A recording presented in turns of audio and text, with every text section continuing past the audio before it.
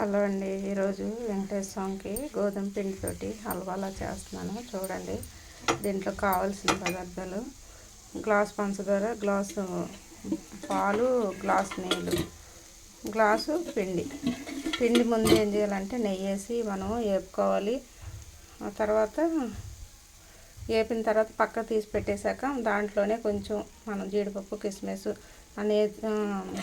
కొంచెం నెయ్యి పోసుకొని పిండి వేపి కొంచెం నెయ్యి వేసుకొని పిండి వేపాలి. వేపిన తర్వాత జీడిపప్పు, కిస్మిస్ వేపేసి పక్కన పెట్టాక మళ్ళీ నెయ్యి పోసుకొని జీడిపప్పు, కిస్మిస్ వేపాలి. వేపిన తర్వాత ఏం చేయాలంటే అప్పుడు మనం ఈ వేపిన పిండి గ్లాస్ పాలలోని మనం పేస్ట్లా కలిపేసుకొని ఈ జీడిపప్పు, కిస్మిస్ నేతిలో ఏగుతూ ఉంటుంది కదా, దాంట్లోని మనం ఏగాక ఈ కలిపాం కదా పేస్ట్ లాగా, ఏగిన దాంట్లోని పోసేసి అట్లా కలుపుకుంటూ ఉండాలి. కలిపేటప్పుడు కొంచెం ముద్దలాగా వస్తుంది. అప్పుడు గ్లాస్ పంచదార ఉంది కదా, ఆ పంచదార కూడా పోసేయాలి. పోసేస్తే అప్పుడు మళ్ళీ మెత్తగా అయిపోద్ది.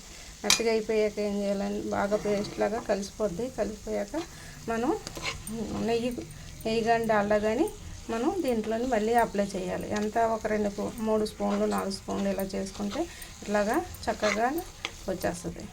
ఇట్లాగ వచ్చేసాక మనం కళాయిని వదిలేస్తుంది చూసారా, అట్లాగా వదిలేసాక ఏం చేయాలంటే అప్పుడు కొంచెం మళ్ళీ పైన నెయ్యి మళ్ళీ కొంచెం వదిలేసాక కూడా నెయ్యి పోస్తున్నాను.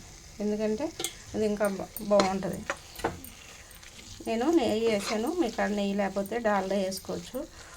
ఇందులోని ఇది హల్వా అండి, గోధుమ పిండితోటి హల్వా బాగుంటుంది. పిల్లలు చాలా ఇష్టంగా తింటారు. ఎందుకంటే మనం జీడిపప్పు, కిస్మిస్ వేస్తాం. అండ్ ఏదైనా సరే ఒక గ్లాస్ పిండికి గ్లాస్ పంచదార, గ్లాస్ పాలు, గ్లాస్ నీళ్ళు వేసుకోవాలి. ఇది చక్కగానే మనం పెద్ద పని ఏమి కాదు. చక్క నేతిలోని పిండి వేపేసి పక్కన పెట్టేసుకొని కొంచెం 2 స్పూన్లు నెయ్యి వేసి మళ్ళీ జీడిపప్పు, కిస్మిస్ వేసేసి వేపేసుకున్న తర్వాత దాంట్లోని ఈ గ్లాస్ నీళ్ళు ఉన్నాయి కదా, అది గ్లాస్ పిండి కదా, పిండిలో కలిపేసి మనం ఈ ఏగే వాటిలోని పోసేసి అలా కలుపుతూ ఉంటే దగ్గరికి ముద్దలాగా వచ్చేస్తుంది. ముద్దలాగా వచ్చాక గ్లాస్ పంచదార వేసేయాలి. పంచదార కూడా వేసేసి మనం కలిపేసాక దగ్గరికి వస్తూ ఉంటుంది. అప్పుడు ఏం చేయాలంటే డాల్డా కానీ ఏదైనా ఒక గ్లాసు మనం ఏ గ్లాస్తో పిండి తీసుకున్నా ఆ గ్లాస్తో ఒక గ్లాస్ వేసుకోవాలి. నెయ్యి కానీ డాల్డా కానీ వేస్తే అప్పుడు ఇంకా మనకు అలా కరిగిపోయి ఇలా కళాయిని వదిలేస్తూ ఉంటుంది.